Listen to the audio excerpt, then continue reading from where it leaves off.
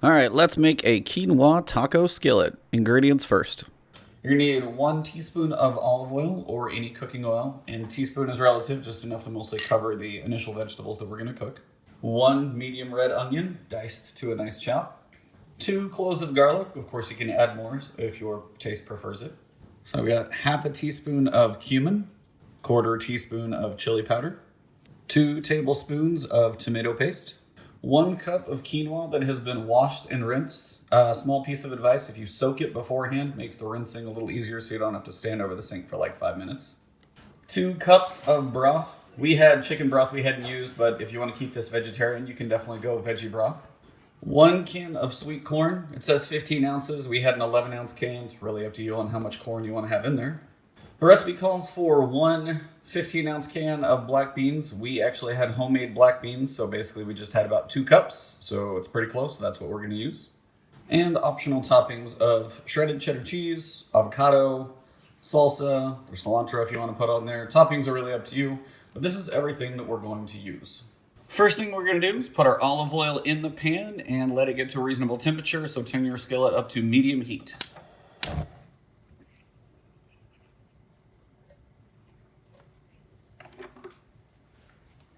All right, so the oil is starting to heat up, so I rolled it around in the pan to kind of give a good even spread. We're going to start with our onions, let them sweat for about 4 to 5 minutes. Just make sure you stir them frequently.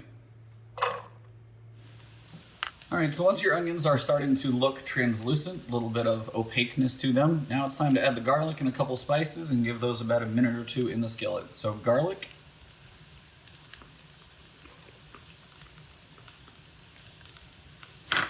and cumin and chili powder.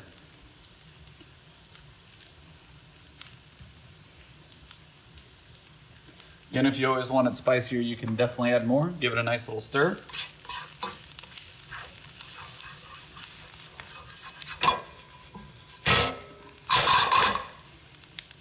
And give that about a minute for the garlic to kind of start to cook a little bit, and we'll be back for more. All right, next we're going to add the tomato paste, stir that in, give it a couple minutes to kind of incorporate and cook in. It's pretty concentrated, so it's rather thick.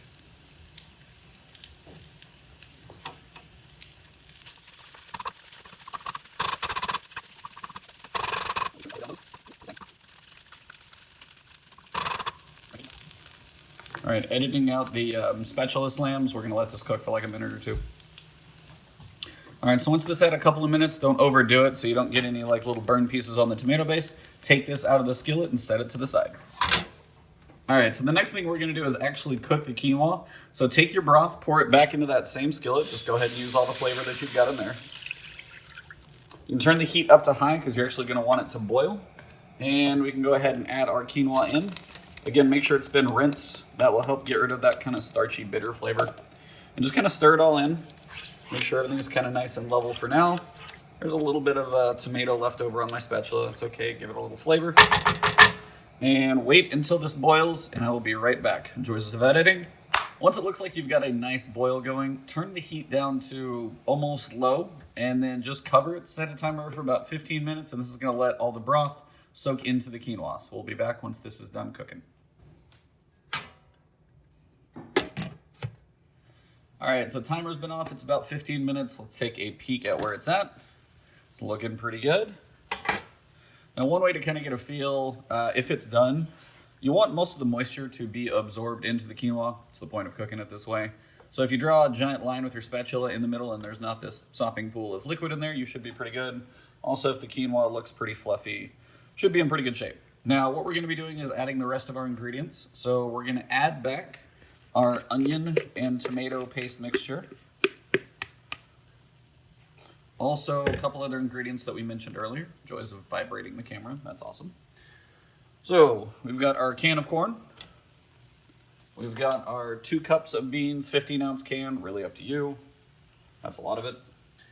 Now, it says a cup of cheese. I'm weird about cheese. I'm starting with a half a cup. You can always do cheese to your preference. My wife would probably prefer more, but this is where I'm starting. We're going to mix all this up and see what it looks like.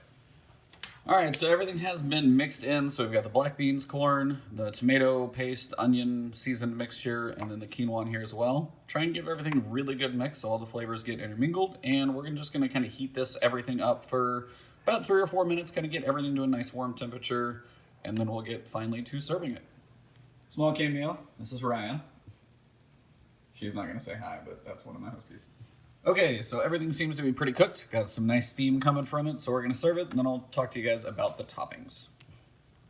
All right, for toppings, you've got quite a few options. If you want more cheese, feel free to put that in. You can go sharp cheddar, regular cheddar. What I actually ended up throwing in, I know I didn't say it in the beginning of the video, but I actually had Mexican cheddar jack, so you can throw that on top if you want extra cheese. My wife may be doing that. If you want to add a little more flavor, might throw a little salsa on there. Then I'm definitely going to throw some avocado. So let's get these slices on here, a little bit of salsa on top, and we will finish this up. And there you have the final product. So quinoa taco skillet topped with avocado and salsa. Hopefully you guys enjoy yours. If you guys do make one of these things, please take a picture, comment below, let me know how you liked it.